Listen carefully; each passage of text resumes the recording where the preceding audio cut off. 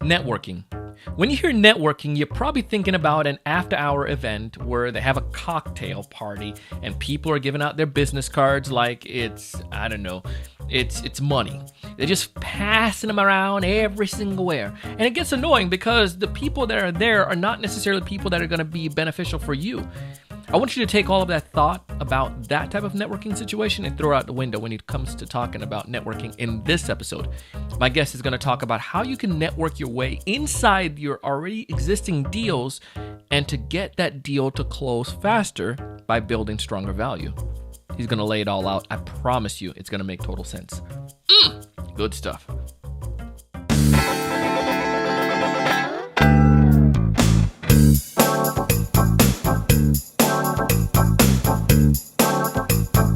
Hey, everyone. Welcome to another great episode of the Sales Evangelist Podcast.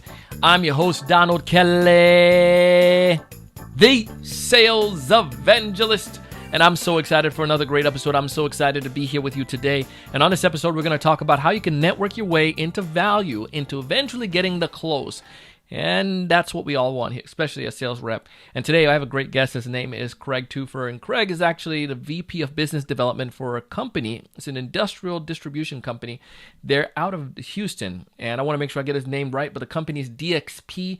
And Craig, also the cool thing about this as well, Craig is is actually a professor, adjunct professor, as well as he does training and he is leading a team. So this guy comes with a wealth of knowledge. I won't take up too much time. He's going to break down this process, give it to you so you can actually take it and apply it. It's going to be good stuff. Welcome to the show, Curt. Hey, Donald. How are you, man? You know, I can't complain. It's another day in paradise. And as you can tell, you are representing paradise yourself with your nice, beautiful boats back there. I need one of them myself. Absolutely. Tragically, that's a still picture of Roatan right off the island of, it's an island up of Honduras, which I love to go scuba diving in. Oh man. Yeah. I've seen some videos on it. I think it was on one of those shows. What do you call it? House Hunters. My wife and I were watching. Yes. Roatan, they always try to sell beachfront property there. for pennies on the dollar. Yeah. I know, man. Shoot. So I may have to look in towards that and taking a trip down there. Well, as successful as you are, I'm sure you'll just be able to do that out of petty cash. Hey guys, you heard that? Put it on a petty cash. Well, Curt, man, I'm looking forward to diving into the episode and chat with you today a little bit more. And we're going to talk about how we can network our way into value. But before we dive into that, tell us a little bit more about you, man, and what you do. Sure. So I'm the Vice President of Sales Development for a large industrial distributor here in Houston, Texas. We started in 1908 in the rotating equipment business in the industrial space. And right now in 2020, we are branched out into multinational company, publicly traded, over 200 outside sales, 200 inside sales. My job is to manage a small group in Beaumont, Texas, as well as be responsible for developing the sales training, the sales leadership, and the vision casting for the rest of the team. And of course, you know, in today's current challenge, they expect me to just come up with a pithy comment that will return every voicemail and every email. And while I'm trying, if it was that good, I'd have my own island in Roatan. So we try. We're having a great time, and I've been with the company close to 16 years. When I'm not doing that, I teach at the University of Houston. I teach a sales course, and wrote a couple of books, and still travel across the United States, much like yourself. Trying to evangelize, if you will, the sales force, trying to get people to be better at their game, better at their craft, because as you know, this is a work in progress, and that's why we practice until we become perfect, and we never get there. Amen. It's it's the elusive perfection, right? That's a great term. That's a wonderful term. Well, congrats on that, man. And I'm sure your students at the university are probably really excited too, because they're getting someone with some real world knowledge and experience with that. So I wish I had you back in the days. Well, it's either that or they just found somebody who loves to teach, and it's fun teaching these kids because the stories. And I come in there and I tell them, this is an epic failure. I fell flat on my face, and they're shocked. And I go, well, in sales, when you've seen one, you've seen one. Yeah. And no two sales are ever the same. And so you have to approach it with curiosity, as you know, and just kind of discover and build that relationship in the process. Oh man, so true. Well, this is why I'm passionate about bringing you on as a guest, because today we're going to learn something amazing, kids, boys and girls. We're going to learn how we can network our way to value. But I don't want somebody's listening to this and say, Donald, network sounds so ambiguous and value sounds so ambiguous. So I'm going to the professor. So Curt, why don't you break that down for us? When you say network, what do you mean? And then let's talk about the definition of value in the context of our discussion today. Excellent question. So as I define this idea of networking into value, what I mean by networking is it's not all the people that you know, it's all the people who know you. Oof. I mean, I can know 10 people, big deal. But if 100 people know me and they see me as a source and a resource for value, they define. It's always the customer or the prospect that defines value. And then with that relationship and with that constant communication and that cadence of releasing information that they feel is valuable, it expands my network. And especially in today's time where we are artificially hamstrung, if you will, based on some of the rules of engagement in 2020, this is a great time to enhance and increase your network. And so on today's podcast, I'd like to talk about 3 things we can do to network our way into value. Okay. What would you say those 3 things are, Curt? Well, I'd like to, sure. One of the things is I want to identify and drill down on this whole concept of an org chart. Now, I know if you are over 35 years old, you understand what I just said. If you are under 35, this might be something you rush to Wikipedia on, because we don't talk about organizational charts as much. But I want to talk about it in a new format. Also, point number 2 is I want to talk a little bit about what I just said. It's not how many people you know, but it's the people who know you. And then the last point is what I'm calling your influence quotient. It's how you have the ability in sales to influence other people with your conversation, with the research that you have uncovered, and how you kind of barter that information in exchange for law of reciprocity. Let me share with you some information, and I hope on the return, you'll give me a little bit more information in return. So this is what networking is all about. It's certainly not a one-way monologue about touching base to see if you're safe and if COVID-19 has impacted your family. Great in March, not well received in the latter months of this pandemic. Can't use that now. And if let's say it's July, kind of beat that dead horse, huh? Unless you want to be an amateur, and then you can just rack it up with all the other amateurs in the parking lot waiting to get in there to sell you. Back in the day, as you this is still too old for me, is selling yellow page advertising. Yeah, it's like, no, we're not going to be doing that anymore. And a lot of people go to the yellow pages to get their products. No way. So that first one is really an org chart. Second one is knowing who to go after. And is the third one then the influence quotient? Yes, the influence quotient. Yes, IQ. Okay. So let's go into the org chart. Tell me, we got some new sellers on here, folks who just graduated, class of 2020. Welcome to the sales world. Welcome. What is an org chart? Exactly. Is this something from the Lord of the Rings? Org? It's like an org chart. That's right. But it's as precious as the ring that Gollum was trying to find, if you want to continue with your LOR reference. There you go. So, there you go. So now all these people are wondering, what are we talking about when we're talking about that? So an org chart would be, for instance, at DXP, which is a standard company, you've got a vice president of sales. Now, that vice president of sales might be one place on that sheet of paper, and then above him, that person might report to the president. And then he may, across his org chart, or to the left and the right of that person, would be their peers. Maybe it's a vice president for the East Coast, vice president for the West Coast. And then beneath that person are all the people that report to that position. So your org chart is the position that you have within your corporation or your company. And my point in networking for value is you get to know that person, but how about going 2 levels up, 2 levels across, and 2 levels deep? Yeah. And so why would I do that? Why would I spend this time in this sequester, if you will, or this quarantine, or even when we're not quarantined? Why would I spend the time to develop this? Because let's call him Greg. Greg is the person that you talk to at the organization. Greg is in purchasing. In the industrial distribution space, Greg is in maintenance, or he's an engineer. Well, If all you know in that entire organization is Greg, and you don't know the people that Greg report to, the peers of Greg, or the people that report to Greg, when Greg gets replaced or removed based on the fact that we have to go through a furlough or a layoff, or maybe the company was acquired and his position was eliminated, and now Greg is no longer there, but Jim is. Well, do you know Jim? No, I never met Jim. Did you take the time to develop a relationship with Jim? You see, Jim has been there as long as Greg has, but we in sales, we tend to go to the path of least resistance. Yes. And we go to the person who is nice to us and who might want to allow us to bring them food or some kind of a gift. And we don't take the time to figure everybody else out because everything is in rapid change mode. So if I don't know all the other players, I'm going to be cut out of the loop if my org chart changes. And now you've got Jim in place of Greg. Now I do know Jim. This is version 2. I've taken the time to know Greg and Jim. I know that Greg's boss is Lisa and Lisa's boss is David. And it doesn't matter that I might not carry value to David 2 levels higher in the organization.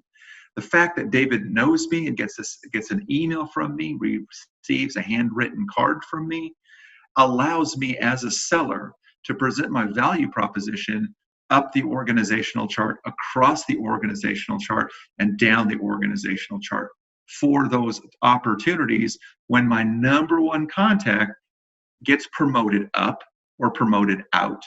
And now I have to continue building that. So I stress that, and in many software programs today, whether it's a CRM package, or a key account management package, there's a button that you can click and it will draw the organizational chart for you based on all of the different pieces of information. Now, some CRM packages are hyper complicated and we want our sellers out on the street making sales calls. Other ones are a little bit simplistic, but at least it tells you that Greg reports to Lisa, who reports to David. Okay, I can click a button and that org chart can simply be displayed. Gives me, the seller, the impetus to get out there and to scratch my head and go, I don't have an org chart on my top 10 accounts. And tragically, my top 10 accounts represents 90% of my W-2. That's dangerous. It's huge because if one of those top accounts leaves you, you have to have a conversation with your family about how you are too darn lazy to go out there and build an org chart, and now your W-2 is shrunk by 42%, only because you didn't take the time during this time to tool up, to work out, to exercise your sales muscles, and to do the hard lifting today so you can get the results tomorrow. And I can feel my passion coming up right now. You better. I was like, this is good. I wasn't going to say anything. I'm like, keep it going. Like, keep that flow going, man. Get that passion up there. This is evangelizing here, man. Exactly. Exactly. No, but go for it. You go ahead. No, you're 100% right with that notion, because I don't want to go to little Curt now and tell little Curt, like, college education or fantasy camp or baseball camp is gone this summer because daddy didn't do their job, or mom didn't do her job, and I think that it's imperative that this has enlightened me. And there are tools out there. One of the companies that we've partnered with in the past is Lucid Charts. And they have that capability where you can do exactly what you're sharing there, but you got to know it. And I think you got to know it. And you probably could find it easily if you have your connections already in the organization. If you're doing this work, doing this job, I'm sure you talk to one of your constituents in HR or whatever and ask them, is there a way you can get a company org chart? And I'm sure they still have it, or somehow get a digital copy to you. But in the old days, let me just get this is pre-internet days. So what I would teach my sales guys was I would say, go to Greg, the only guy you know in the account, and whip out your big chief yellow pad and number 2 pencil. Draw a box on the paper and say, Greg, this is where you're at. Can you please help me to understand, and let Greg help you draw the org chart. Go 2 levels up, 2 levels wide, and 2 levels deep. If you've built trust and rapport with this person, or if they're a coach, or if they're just an awesome, nice person, they'll give you the names of these people. Now it's your job as a detective to go out there and build those relationships, to reach out and touch them, because if you want to network for value, you've got to come across to these other people in the org chart in a value proposition. And therein lies the fun and the heart of sales, is how can I articulate value so that these people will take my call, read my email, see me in the hallway. If I don't add any value, if I represent what we used to call suede shoe, pinky ring, plaid jacket sales guy, I would run. And I see it in my business today. If you add no value, the blinds get shut in the office. The lights get turned off because they don't want to see you. Yeah. If you add value, people will come out of their offices and cubicles and cubby holes to find you. Man, if I was walking down the street and I knew, Donald, that you were walking toward me and you are the sales evangelist, heck yeah, I'd want to pump your hand like a dry well and move you into a coffee shop and slap a face mask on you and say, come on, I want to pepper you with questions because you add value. Now, again, this podcast in a year from now will be totally irrelevant. I know. We'll be beyond the pandemic. Oh, my goodness. Well, this is awesome, though. It's true. I love it. I love this point. And it goes right into the next one, right? Yes. People who you know, people who know you. Yeah, exactly. Please dissect that and tell us more about it. It's an old cliche. I think I stole it somewhere from some great speaker, but it's never about the people that I know. I could boast and brag at a party that I know all these people, but it's better to spend that time adding value about the people who know you. Yes. And those people who know you, they've ascribed and attributed value based on the relationship we have. There is a great book out there, and it's called Appreciation Marketing. Two of my very good friends, Tommy and Curtis, wrote this book, and they talk about networking, and they talk about these 7 creatures.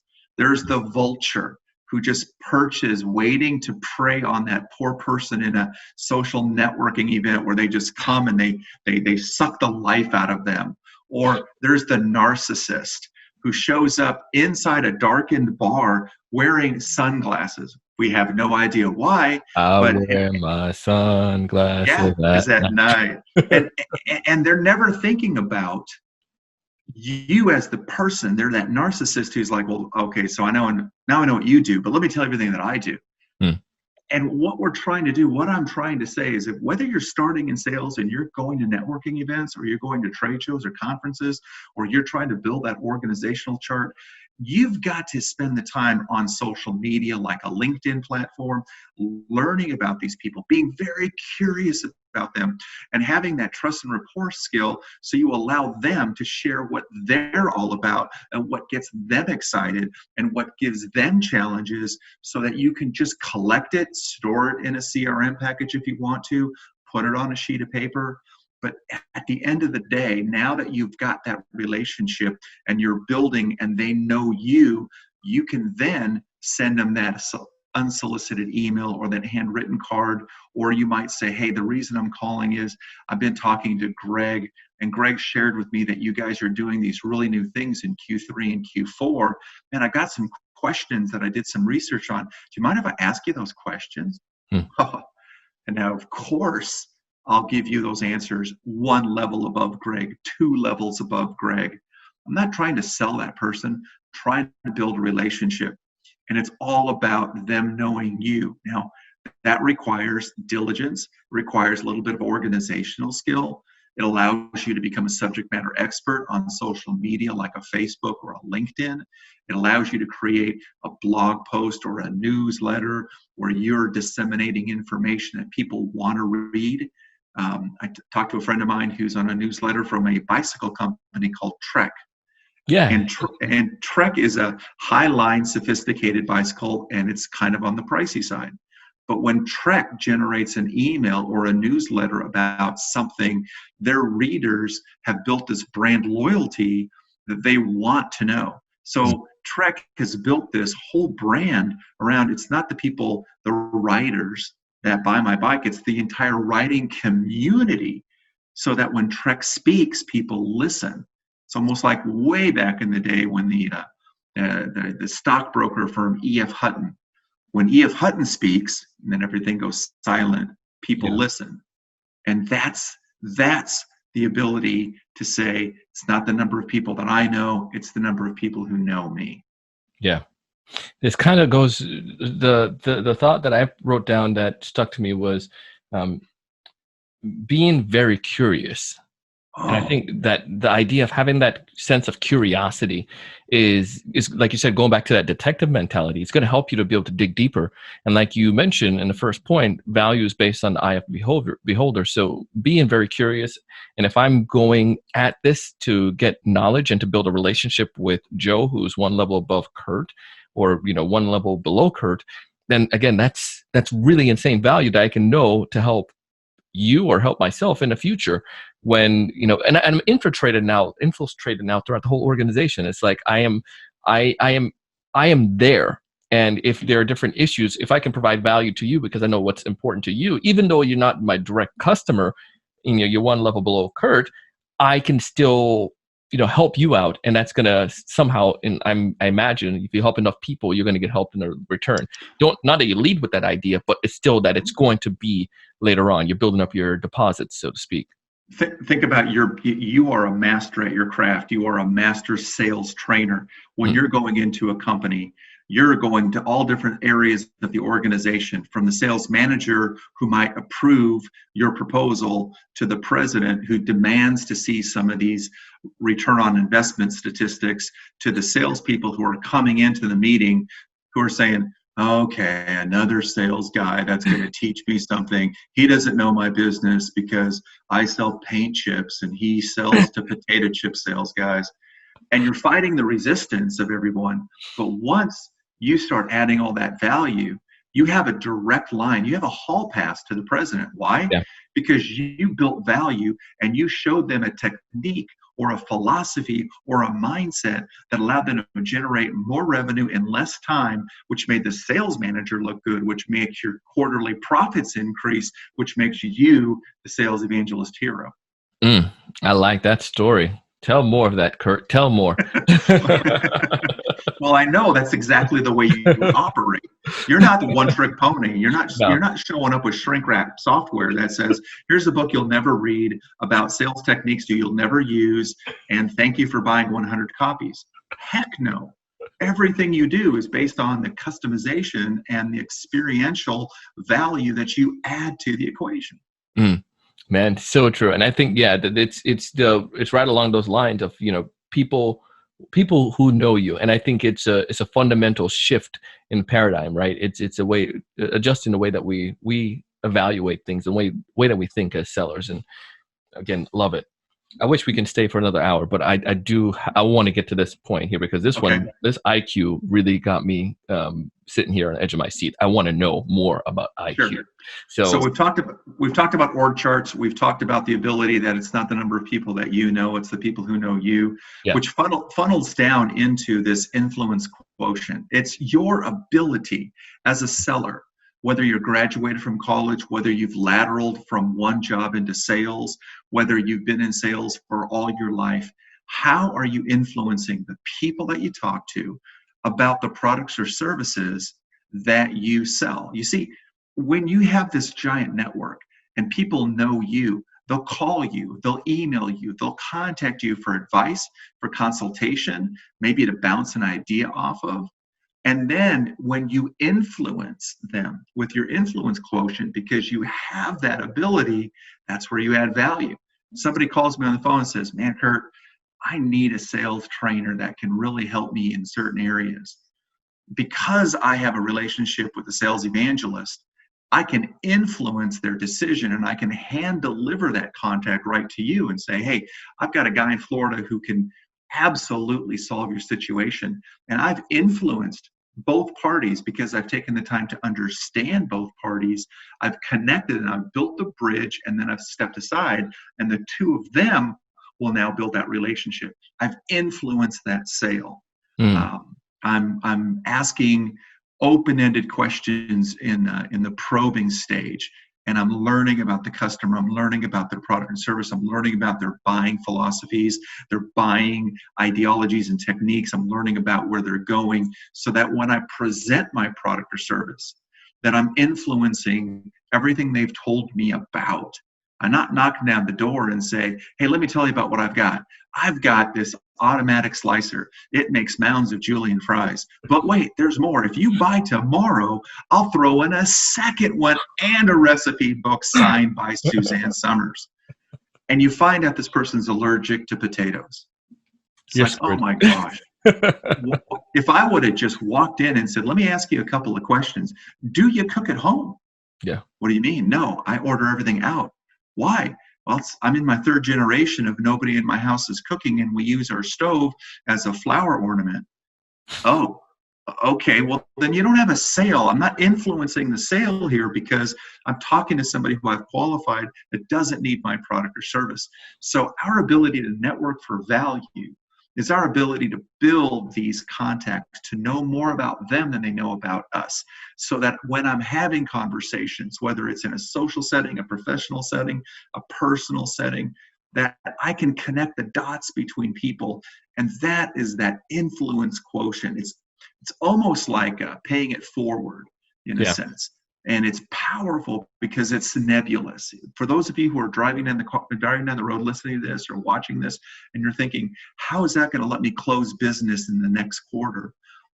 It takes time to build your influence.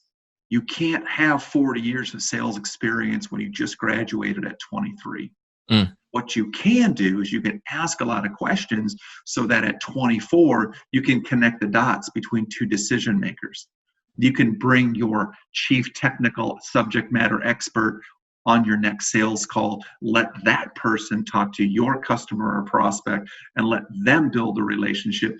All you've done is influenced it, and you've ascribed value to the influence. Oh man, dude, you're hitting home on some amazing stuff today, man. This is it, man. These three things, I am guaranteed if anybody takes them and apply them, they're going to see the results, because it's truth just disseminate from everything that you're sharing. And I'm a believer in what in all of this. If there's one piece of advice, though, Curt, one that you want somebody to listen to walk away from our discussion, that's going to help them to at least to act, what's that one piece of advice? Treat your job as a profession. This isn't something that you just show up and throw up. This isn't something like a cat that takes a nap. You wake up, you play with the toy, and you go back to sleep. Sales is hard. Sales is a people business, and things change all the time. And so perfect your craft. Yeah. Constantly do that one, because we still at the present time are selling to human beings. And when you've seen one sale, you've seen one sale. And get curious. I mean, I think I'll steal your line, because I think the curious salesperson unlocks and discovers more than the person who is just checking things out of a box. Yeah. Oh, Curt. Well, now you preach all this good stuff, and everybody is like loving Curt. They want to get connected with you. What's the best way for them to go about connecting with you, Curt? You can find me on LinkedIn, and you can find me on Facebook. And so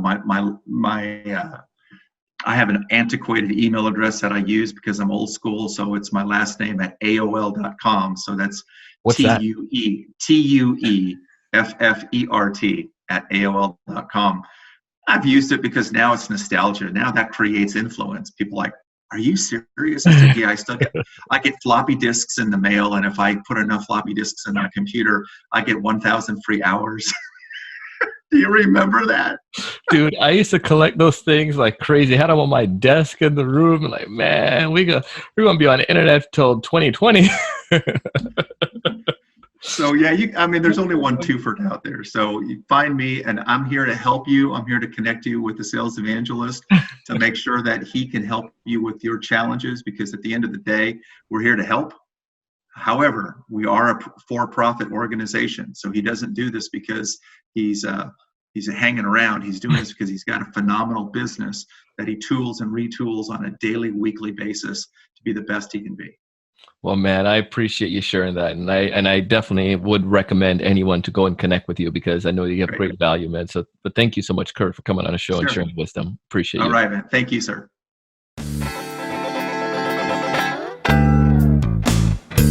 That was our great friend, Mr. Curt Tueffert. And if you want to go ahead and connect with Craig, you can go ahead and find all of his information down below. If you're watching this here on YouTube, on TSE TV, you can scroll down. I put some links. You can also go back to our website where I have some links as well, and you can check it out. I want to encourage you, if you haven't done so, you need to check out Crumble. They're sponsoring this episode, and they're some good friends of ours as well. But you see their link down below here on the screen, as well as in the comments. But Crumble, it's simple. It's a CRM that is not complicated, it is easy, and it's built on the Trello platform. So it provides a simple way for you to visually pass your opportunities down the process as you're building value and networking into the close. I encourage you to check it out. Go to Crumble, crmble.com/TSE. As you can see, it popped up on the screen there. It's crmble.com/TSE. Check out Craig's information. Check out Crumble. Also, I want to tell you guys, if you haven't done so, go ahead and hit subscribe to this YouTube channel. I want you to be able to know when we're sharing great stuff, and I want to get your input when we're creating content. If there's something you want to hear, you can always message me. As always, I do this stuff because I want to help you. I want you to find more of those ideal customers. I want you to know what to say as you're talking to them so you can build value. I want you to be able to close more deals. But most importantly, I want to challenge you each and every single day to go out and do big things. Hey, thanks so much for taking the time to watch this video today. If you enjoyed the content, I ask you to go ahead and hit that like button, that thumbs up in the bottom right-hand corner. Also, to make sure to subscribe if you haven't done so already. This way, we'll keep you up to date with all the latest sales strategies, latest tools, and things that are going to help you to not only find more prospects, but to close more deals. Thanks so much.